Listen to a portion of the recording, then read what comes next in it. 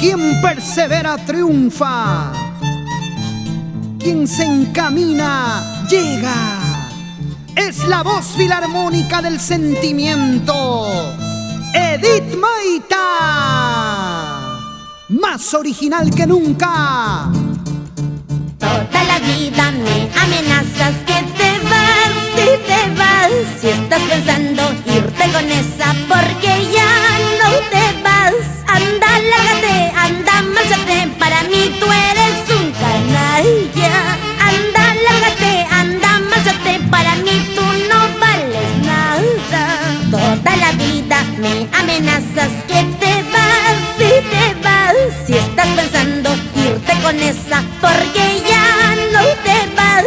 Anda, lárgate, anda, márchate, para mí tú eres un canalla. Anda, lárgate, anda, márchate, para mí tú no vales nada. Anda, lárgate, anda, márchate, para mí tú eres un canalla.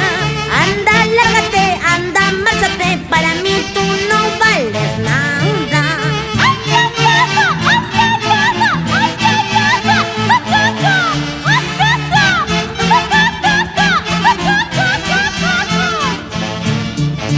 Toda la vida me amenazas que te vas, si estás pensando irte con esa, porque ya no te vas. Anda, lárgate, anda, márchate, para mí tú eres un canalla. Anda, lárgate, anda, márchate, para mí tú no vales nada.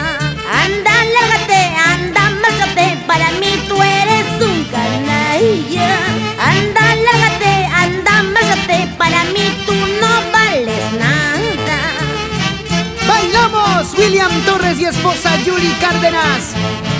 ¡Vamos, Willy, aire! Y señora Susi Cachuán.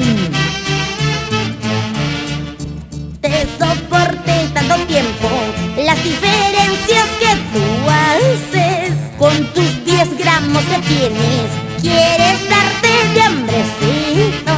Te soporté tanto tiempo las diferencias que tú haces. Con tus 10 gramos que tienes, quieres darte de machito.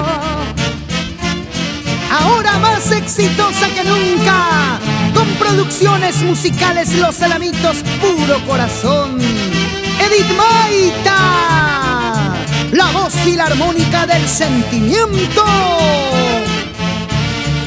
¿Y cómo baila Choca Porras y esposa